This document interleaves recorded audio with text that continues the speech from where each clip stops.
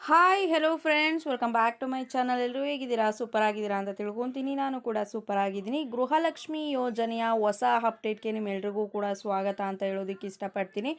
ಹೌದು ಫ್ರೆಂಡ್ಸ್, ಗೃಹಲಕ್ಷ್ಮಿ ಯೋಜನೆಯ 9ನೇ ಕಂತಿನ ಹಣದ ಬಗ್ಗೆ ಎಲ್ರಿಗೂ ಕೂಡ ಕ್ಯೂರಿಯಾಸಿಟಿ ಇದೆ ಅಂತಲೇ ಹೇಳ್ಬೋದು.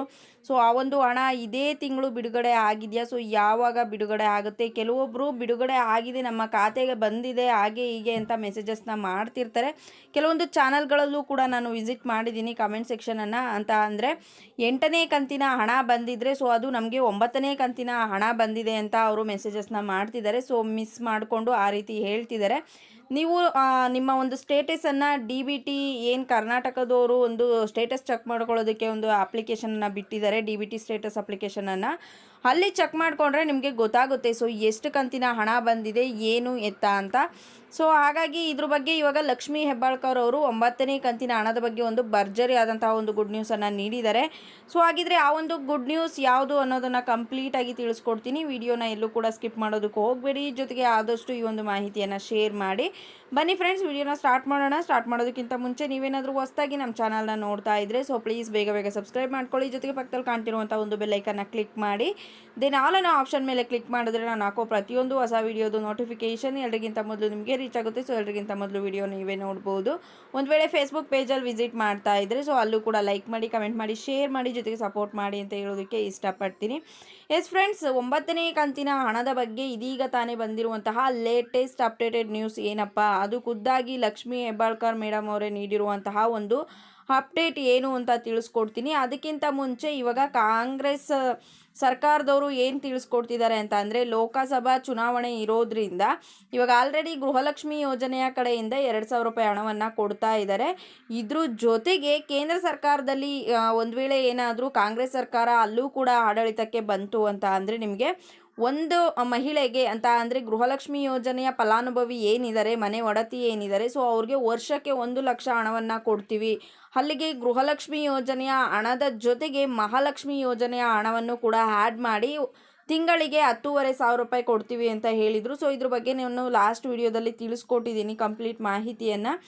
ಈ ರೀತಿ ಹೇಳಿದ್ದಾರೆ ಅಂತಲೇ ಹೇಳ್ಬೋದು. ಇವಾಗ ಖುದ್ದಾಗಿ ಕೆಲವೊಬ್ಬರಿಗೆ ಏನು ಡೌಟ್ ಬರ್ತಿತ್ತು ಅಂತ ಅಂದರೆ, ಹಾಗಿದ್ರೆ 9ನೇ ಕಂತಿನ ಹಣವನ್ನು ಇವಾಗಲೇ ರಿಲೀಸ್ ಮಾಡ್ತಾರಾ ಅಂತ ಕೆಲವೊಬ್ಬರು ಕೇಳಿದ್ರೆ, ಸೊ ನಮ್ಮ ಖಾತೆಗೆ ಹಣ ಬಂದಿಲ್ಲ, 9ನೇ ಕಂತಿನ ಹಣ ಬಂದಿಲ್ಲ ಅಂತ ಇನ್ನು ಕೆಲವೊಬ್ಬರು ಮೆಸೇಜ್ ಮಾಡ್ತಾರೆ.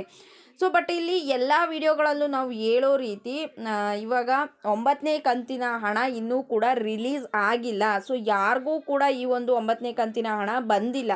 ಏನು ಮಾಡಿಕೊಂಡು ಮಿಸ್ ಮಾಡಿಕೊಂಡು ಕೆಲವೊಂದು ಫಲಾನುಭವಿಗಳು ಏನು ಮಾಡ್ತಿದ್ದಾರೆ ಅಂತ ಅಂದರೆ, ಕೆಲವೊಂದು ಚಾನಲ್ಗಳಲ್ಲಿ ನಮಗೆ 9ನೇ ಕಂತಿನ ಹಣ ಬಂದಿದೆ ಅಂತ ಮೆಸೇಜ್ ಮಾಡ್ತಿದ್ದಾರೆ ಅಂತಲೇ ಹೇಳ್ಬೋದು. ಸೊ ಬಟ್ ನನ್ನ ಚಾನಲಲ್ಲಿ ಯಾರೂ ಕೂಡ 9ನೇ ಕಂತಿನ ಹಣ ಬಂದಿದೆ ಅಂತ ಹೇಳಿಲ್ಲ. ಬಟ್ 9ನೇ ಕಂತಿನ ಹಣ ಯಾವಾಗ ಬರುತ್ತೆ ಅನ್ನೋದ್ರ ಬಗ್ಗೆ ಕ್ವೆಶ್ಚನ್ ಮಾಡಿದ್ದಾರೆ. ಕೆಲವೊಂದು ಚಾನಲ್ಗಳಲ್ಲಿ ಈ ರೀತಿ ಮೆಸೇಜ್ ಮಾಡಿರೋದ್ರಿಂದ ಹೇಳ್ತಿರೋದು. ಸೊ ಅವರು ಮಿಸ್ ಮಾಡಿಕೊಂಡು 8ನೇ ಕಂತಿನ ಹಣವನ್ನು 9ನೇ ಕಂತಿನ ಹಣ ಅಂತ ಹೇಳ್ತಿರೋದು ಅಷ್ಟೇ. ನೀವು DBT ಅಪ್ಲಿಕೇಶನ್ ಏನಿದೆ ಸೊ ಅಲ್ಲಿ ಹೋಗಿ ಸ್ಟೇಟಸನ್ನು ಚೆಕ್ ಮಾಡಿಕೊಂಡ್ರೆ ನಿಮ್ಮ ಆಧಾರ್ ಲಿಂಕನ್ನು ಮಾಡಿಬಿಟ್ಟು ಪ್ರತಿಯೊಂದು ಯಾವ ಕಂತಿನ ಹಣ, ಯಾವ ತಿಂಗಳಿನ ಹಣ ಅಂತ ಅವರು ಅಲ್ಲಿ ಅಪ್ಲಿಕೇಶನಲ್ಲಿ ತೋರಿಸುತ್ತೆ. ಇವಾಗ ಲಕ್ಷ್ಮೀ ಹೆಬ್ಬಾಳ್ಕರ್ ಮೇಡಮ್ ಅವರು ಕೊಟ್ಟಿರುವಂತಹ 9ನೇ ಕಂತಿನ ಹಣದ ಬಗ್ಗೆ ಭರ್ಜರಿ ಗುಡ್ ನ್ಯೂಸ್ ಏನಂತ ಅಂದರೆ, ಎಲೆಕ್ಷನ್ ಮೊದಲು ಕಂಪ್ಲೀಟ್ ಆಗಬೇಕು. ಸೊ ಎಲೆಕ್ಷನ್ ಆದಮೇಲೆ ಇದೇ ಏಪ್ರಿಲ್ ತಿಂಗಳ ಕೊನೆಯಲ್ಲಿ ಅಥವಾ ಮೇ ತಿಂಗಳ ಫಸ್ಟ್ ವೀಕಲ್ಲಿ ನಾವು ಒಂದು ಸಭೆಯನ್ನು ಸೇರಿಕೊಂಡು ಯಾವಾಗ 9ನೇ ಕಂತಿನ ಹಣವನ್ನು ಬಿಡುಗಡೆ ಮಾಡಬೇಕು ಅಂತ ಅಫಿಷಿಯಲ್ ಆಗಿ ಒಂದು ಡೇಟನ್ನು ಅನೌನ್ಸ್ ಮಾಡ್ತೀವಿ.